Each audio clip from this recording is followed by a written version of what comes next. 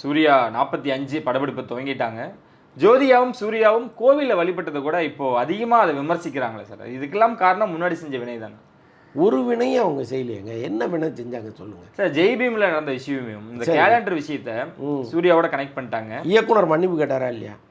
அப்புறம் வேற யார் மன்னிப்பு கேட்கணும்? ஜோதிகா அவர்கள் கோவில் இஷ்யூ வந்து சொன்ன விஷயத்தையும் ரிலேட் பண்ணி என்ன தவறாக சொன்னாங்க? ஒரு தவறும் சொல்லி அவங்க என்ன சொன்னாங்க? இப்போ எப்படி வந்து நீங்கள் கோயில்களுக்கு செலவு பண்ணுறீங்களா அதுமாரி பள்ளிக்கூடங்களுக்கு செலவு பண்ணுங்கன்னு சொன்னாங்க. அதில் தப்பு இல்லையேங்கிறேண்ணா. கோயில் தமிழ்நாட்டில் ஆயிரக்கணக்கான கோயில் இருக்குது. பல கோயில்களுக்கு விளக்கத்த வழி இல்லை. நீங்கள் மறுபடியும் கோயிலை கட்டுறேன்னு எதுக்கு போய் அதில் காசை போடுறேன்னு அவங்க கேட்குறாங்க. தப்பு இல்லையேங்கிறேண்ணா. நானும் அதுதான் சொல்கிறேன்.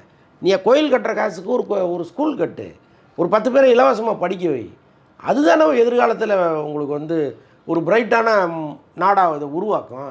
அதை விட்டுவிட்டு கோயிலில் நான் திரும்ப போய் கோயில் கட்டுவேன்னா அது தவறு தான்.